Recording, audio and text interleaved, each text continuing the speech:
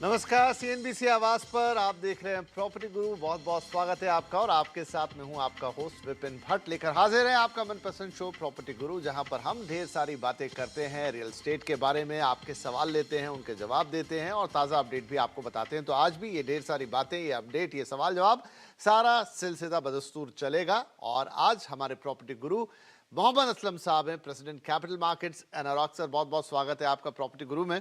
और हमेशा की तरह शुरुआत हम थोड़ा सा अपडेट के साथ करेंगे कि एक प्रॉपर्टी मार्केट में अब इस वक्त का जो समय देखें तो थोड़ा सा स्टैंड स्टिल टाइप का समय आ गया। एक बढ़िया मूव अभी तक आ रहा था, अब थोड़ी बहुत इम्पैक्ट, दो तीन अगर मैं रिपोर्ट्स की बात करूं कि एक रिपोर्ट आई थिंक सिविल की रिपोर्ट थी कि जो होम लोन्स हैं उनमें Q3 फिर Q4 में थोड़ा सा एक कमी आई है, देखने को मिली है। सेल्स के नंबर हालांकि अच्छे हैं, लेकिन और अब यहां से आगे चलते हुए गर्मी के बाद मॉनसून भी आएगा, तो सब कुछ मिला जुला के पिक्चर आपको कैसी लग रही है?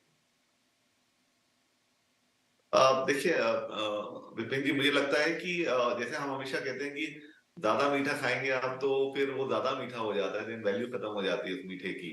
तो मुझे लगता है ये एक अच्छा इसे कहते हैं कि एक ब्रेक टाइप आप ले सकते हैं। हम्म। क्योंकि सब कुछ अच्छा अच्छा चले तो सडनली फिर काफी डाउट होना शुरू हो जाता है कि अरे इतना अच्छा सब क्यों चल रहा है। मुझे लगता है वो अपना जो बैंकिंग के रेट ऑफ इंटरेस्ट बढ़े हैं, उन्होंने वो काम किया है कि जहाँ पे उन्होंने थोड़ा सा हर चीज को रियलिस्टिक वे में रखने की कोशिश की है कि भैया हर चीज हमेशा हंकी डोरी नहीं रहेगा। रेट ऑफ इंटरेस्ट बढ़ गए, इसके चलते हुए लोगों को भी लगा कि अरे प्राइसेस इतने बढ़ गए हैं, थोड़ा रुकना चाहिए। और हमने वो देखा भी है, रिसेंटली आरबीआई ने इस बार अपने प्राइसेस बढ़ाए नहीं है, जो कि अपने उनके अपने इन्फ्लेशन के, रिटेल इन्फ्लेशन के कंसर्न्स हैं, लेकिन उस बार उन्होंने प्राइस नहीं बढ़ाए हैं। तो मुझे लगता है वो एक जो जैसे आपने बोला, जो रिपोर्ट आया है कि थर्ड और फोर्थ क्वार्टर में थोड़े होम लोन्स कम हुए हैं, तो उसका रीजन यही है कि रेट ऑफ इंटरेस्ट बढ़ गए थे, लोगों को थोड़ा सा लगा कि ये मेरे अफोर्डेबिलिटी से बाहर जा रहा है। तो आई थिंक वो एक रीजन हो सकता है इसका। दूसरा, मुझे लगता है, मैं इसको एक अच्छा मूव भी मानता हूं, क्योंकि जब आपको फंड अवेलेबिलिटी इतना इजी होता है तो आप कई बार अपने रैशनल डिसीजन नहीं लेते हैं। तो आपको लगता है कि मैं ये भी खरीद लूं और वो भी खरीद लूं, और आप उसको सही तरह नहीं देख पाते। तो जो हमने एक लहर देखी थी 2006 से जो शुरू हुई थी, या 2005 से, तो उसमें क्या था कि काफी डेवलपर्स ने माल बेचा। उन डेवलपर्स का भी माल बिका जो जिनका एक्सपीरियंस नहीं था, या जिन्होंने जो तेजी देख के प्लॉट्स ले लिए और माल बनाना शुरू कर दिया। तो उसमें काफी जो ग्राहक थे वो फंसे थे। तो मुझे लगता है कि वो सारे एक्सपीरियंस से अभी उसका फायदा हो रहा है। अभी जब ये होम लोन्स कम हुए तो इवेंचुअली जो सेल्स हैं, जबकि हमने देखा कि मार्च में मैक्सिमम सेल्स हुई हैं, इनफैक्ट 1 लाख का आंकड़ा भी पार हो गया था रजिस्ट्रेशन का या सेल्स ऑफ यूनिट का। लेकिन मुझे लगता है कि ओवरऑल इसका इम्पैक्ट अभी अप्रैल, मई और जून में हमें देखने को मिलेगा, जो होम लोन्स कम होते गए हैं। तो उससे एक फायदा ये भी होगा कि जो प्राइजेस, जो डेवलपर्स एक बार लालच आ ही जाता है कि थोड़ा प्राइस बढ़ाना शुरू करना चाहिए, तो वो उसको रैशनल थिंकिंग करके प्राइजेस को सिमिलर उसमें रखने की कोशिश करेंगे। हालांकि कंस्ट्रक्शन कॉस्ट और उनके जो बाकी अप्रूवल कॉस्ट है काफी बढ़ गए हैं, लेकिन मुझे लगता है कि गुंजाइश है कि उसको मेंटेन किया जा सके। तो ओवरऑल मुझे लगता है कि यस, हाँ, थोड़ा सा स्लो डाउन हमने देखा है, बट आरबीआई के एक अच्छे मूव से, और अभी थोड़ा सा अगर डेवलपर इस चीज को अच्छी तरह देखेंगे, तो मुझे लगता है आगे कोई और दिक्कत नहीं दिख रही है कि क्यों नहीं रेजिडेंशियल मार्केट या ओवरऑल रियल एस्टेट मार्केट अच्छा करेगा आने वाले महीनों में। जी, बढ़िया है। तो एक अच्छा आउटलुक है, स्टेबल आउटलुक है, और बहुत ज़्यादा हीटअप हो जाए, बहुत ज़्यादा हॉट हो जाए मार्केट तो थोड़ा कूल डाउन बनता भी है। जो भी है रिपोर्ट्स वगैरह अपनी जगह हैं, लेकिन ये एक आउटलुक जो यहाँ पर असलम साहब ने आपको बताया कि एक स्टेबल मार्केट हमें देखने को यहाँ से मिलता रहेगा। चलिए इसी के साथ अब सवाल जवाब की शुरुआत कर लेते हैं। हमारे पहले कॉलर हैं अतुल जादव साहब, जो पुणे से हमें कॉल कर रहे हैं। अतुल जी, बहुत स्वागत है आपका। क्या सवाल रहेगा? नमस्ते सर। मेरा एक था कि मैं पुणे में सेटल हूँ क्रिकेटवाड़ी में, और ओके। मैं एक शॉप सर्च कर रहा था हम्म। कि जैसे कि मुझे रेंटल इनकम स्टार्ट हो जाए। ओके। मेरा बजट 50 to 60 लाख के बीच में है। हम्म।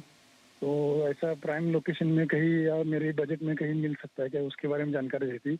और एक दूसरा था कि एक एमटीएम मार्केट बिजवाड़ी में मैंने सर्च किया था, वहाँ थोड़ा प्राइस का इशू मेरे बजट से ज्यादा आ रहा है। क्या वहाँ पे मैं रिस्क ले सकता हूँ कि नहीं, उसके बारे में थोड़ा जानकारी। जरूर। चलिए, तो बढ़िया है, थोड़ा क्रिकेटवाड़ी में है पुणे में असलम साहब ये, और अब एक शॉप लेना चाहते हैं, 50 लाख का बजट रखते हैं। एक दो जगह इन्होंने देखा भी है, लेकिन थोड़ा रिस्की लग रहा है इनको, तो क्या इनके लिए अच्छे ऑप्शंस हो सकते हैं?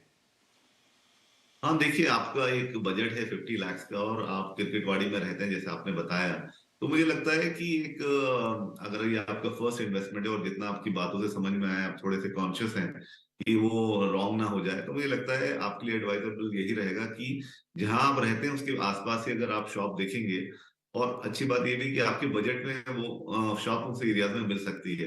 मुझे लगता है कि आप क्रिकेटवाड़ी में देखिए, या आप नरहे में देखिए, या धायरी में देखिए, या हद से ज्यादा आप कातरज रोड तक भी जा सकते हैं, लेकिन कातरज में शायद मुझे लगता है थोड़ा एक्सपेंसिव रहेगा, लेकिन नरे धारी दायरी और आपका क्रिकेटवाड़ी में ही आपको मिल जाएगा। एक दो ऑप्शन है जो मैं आपको दे सकता हूँ, जैसे परांजपे का एक वहां पे अभिरुचि परिसर है, वहां आप देख सकते हैं, डायरी में है वो। फिर एक कोड नेम कॉर्नर स्टोन है, वो नरहे में है। देन आपके क्रिकेटवाड़ी में भी सह्याद्री उत्सव करके एक प्रोजेक्ट है जहाँ पे कमर्शियल आपको मिल सकता है। और लास्ट में मैं ये एक और है जो नरहे में प्रोजेक्ट है, आप वो देख सकते हैं। तो इन सब एरिया में अगर आप देखेंगे तो आपको आपके बजट में वहां पे प्रॉपर्टी मिल सकती है। और आई थिंक उस एरिया में काफी डेंसली पॉपुलेटेड एरियाज हैं, और उनका एक अपना माइक्रो मार्केट है, तो इस एरिया में आपको रेंटर्स की जो एक रिक्वायरमेंट है वो भी मैच हो जाएगी।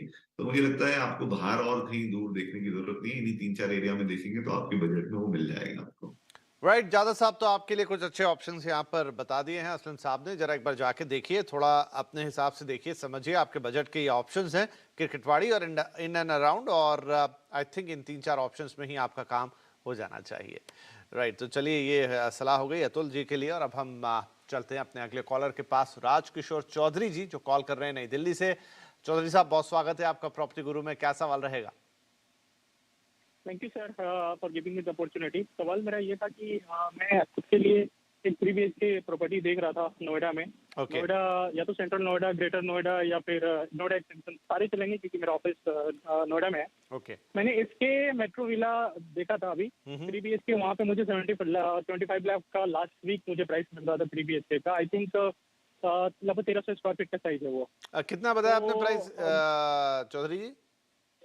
75 लाख। 70, मुझे 20, मैंने कहा बहुत क्या है, इतना भाव नीचे कैसे आ गया? अच्छा, 75 लाख, ओके, ठीक है। तो ठीक है, मतलब somehow it was near to my budget, क्योंकि मेरा बजट भी इतना ही है, 70-80 के आसपास लेके मैं चल रहा हूँ। पर उसके अलावा मुझे लोकेशन को लेकर थोड़ा सा कंफ्यूजन था, क्योंकि वो अभी भी ग्रो इतना नहीं किया है, ETA 2 वाला एरिया है। ओके। और उसके अलावा कुछ और भी प्रोजेक्ट जो कि नोएडा एक्सटेंशन में मैंने देखा, जो कि एक्सप्रेस से अच्छा है, थोड़ा महंगा है वो, इसलिए मैं उस पर नहीं जा रहा हूँ। और एक वृंदा करके है। So again I just need your suggestions as well कि क्या बेस्ट रहेगा मेरे बजट के हिसाब से फॉर माय ओन पर्पस, क्योंकि 1-2 साल में डिलीवर मिल जाए, मतलब हो जाए। ठीक है, पूछते हैं असलम साहब। तो एसके मेट्रो विला इन्होंने लिया है 75 लाख के आसपास का, लेकिन थोड़ा एरिया को लेकर इनको थोड़ा डाउट है कि अभी उतना डेवलप हुआ है कि नहीं। एक दो और ऑप्शन देखे हैं, तो या तो ये या फिर कुछ और दूसरे इनके ऑप्शन इनके बजट में नोएडा के अंदर, और ये ओपन है, ग्रेटर नोएडा, नोएडा एक्सटेंशन, कहीं भी जा सकते हैं। तो इन्होंने यहाँ पे ले लिया है नहीं, अभी लिया नहीं है, देख रहे हैं सिर्फ। नहीं, SK SK actually metro villa एक अच्छा, मतलब आपको अर्थक्वेक रेजिस्टेंट प्रोजेक्ट है। इसके अलावा इसमें इंडोर शॉपिंग कॉम्प्लेक्स भी है, यमुना एक्सप्रेस के काफी नजदीक है, और बाकी जो उसकी कनेक्टिविटी दूसरे से, डेफिनेटली आपने सही बोला, अपकमिंग उसका इंफ्रास्ट्रक्चर है, लेकिन काम अच्छी तरह हो रहा है, और मुझे लगता है कि फ्यूचर प्रोस्पेक्ट इसके अच्छे रहेंगे। देखिए, चॉइस आपकी है, लेकिन अगर इस पर्टिकुलर उसके लिए आपने बात करी है तो वो अच्छी इस एरिया में अच्छा है, और आपके भाव में जो आप देख रहे हैं बजट में उसमें मिल जाएगा। क्योंकि रिसेंटली हमने एनसीआर में काफी इन्वेंट्री का ऑफटेक देखा है, तो प्राइजेस अभी थोड़े से वहां पे अप स्विंग में है। तो मुझे लगता है ये एक ऐसा प्रोजेक्ट है जो आपकी बजट में फिट बैठता है। और क्या है कि ज्यादा बड़ा प्रोजेक्ट नहीं है, एक्चुअली 5 एकर्स में है, 4 टावर्स हैं। तो क्या होता है कि आपकी जो आगे भी इसका जो मेंटेनेंस वगैरह रहेगा वो अच्छा रहता है। लोगों का ख्याल होता है कि बड़े प्रोजेक्ट में जाना है, वो अपनी चॉइस होती है, लेकिन मोस्टली हमने देखा वो मेंटेनेंस में काफी हो जाता है। और यहाँ पर मुझे लगता है आपको ये भी देखना चाहिए कि डेवलपर्स काफी कॉन्शियस है अबाउट दिस, की उसको एक एक्चुअली पहले ही उसने प्री सर्टिफाइड रेटिंग ले ली है, IGBC की गोल्ड रेटेड है वो, तो उसका काफी फर्क पड़ता है। जब आप रीसेल करेंगे इस प्रोजेक्ट को तो वो काफी आपको उसमें फायदा होगा। और जैसे कनेक्टिविटी की बात है तो यमुना एक्सप्रेस के काफी पास है, तो उसके चलते हुए आपके दूसरे एरिया से कनेक्टिविटी भी बढ़ जाती है। तो मुझे लगता है आप इसमें देख सकते हैं। इसके अलावा अगर आपको दूसरा भी जगह देखने हैं तो ग्रेटर नोएडा और नोएडा एक्सटेंशन में भी काफी प्रोजेक्ट्स हैं।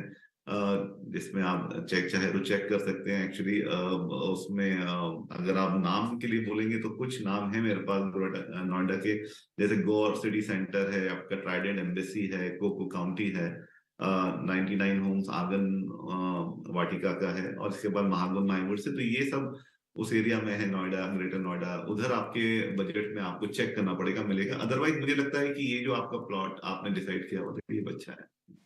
ठीक है, चलिए, तो राजकिशोर साहब एक आइडिया दे दिया कि जो प्रॉपर्टी आप देख रहे हैं वो कैसी है। उसके अलावा कुछ एक दो ऑप्शंस भी यहाँ पर आपको असलम साहब ने दे दिए हैं। काफ़ी बड़े हैं ये इलाके, बहुत वैरायटी ऑफ प्रोजेक्ट्स हैं। आपको 1-2 साल का वक्त भी आपके पास, डिलीवरी तो आई थिंक काफ़ी चीज़ें आपको यहाँ पर मिल सकती हैं आपके बजट के अंदर।